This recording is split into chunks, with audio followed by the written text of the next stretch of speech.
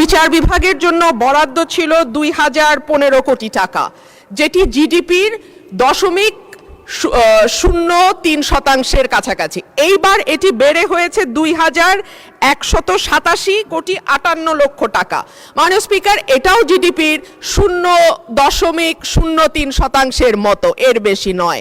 অথচ আমরা যদি বিটিভির মতন একটা একেবারে মানে কি বলবো, যে খাত থেকে কোনো লাভ হয় না এরকম একটি খাতের বরাদ্দের দিকে তাকাই, সেটাও দেখব বিচার বিভাগের বরাদ্দের চেয়ে কয়েক গুণ বেশি।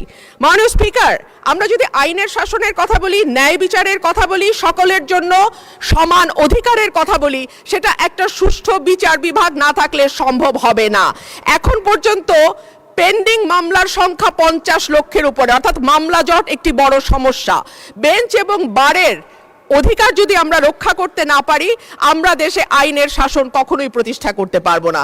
মাননীয় স্পিকার, কয়েক মাস আগে আপনি যেমন সুপ্রিম কোর্টে ছিলেন, আমরাও ছিলাম সুপ্রিম কোর্টে।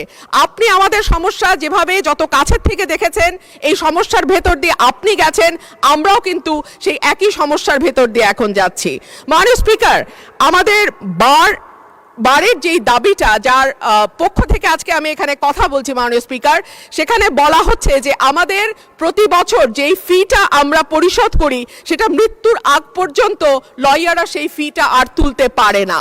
কিন্তু দেখা যায় বহু লয়ার শেষ জীবনে অসুস্থ হয়ে গেছেন, প্র্যাকটিস করতে পারছেন না, আদালতে যেতে পারছেন না, কিন্তু তাদের মানবেতর জীবনযাপন করতে হচ্ছে। একই ধরনের কথা শিক্ষানবিশ আইনজীবীদের ক্ষেত্রেও প্রযোজ্য।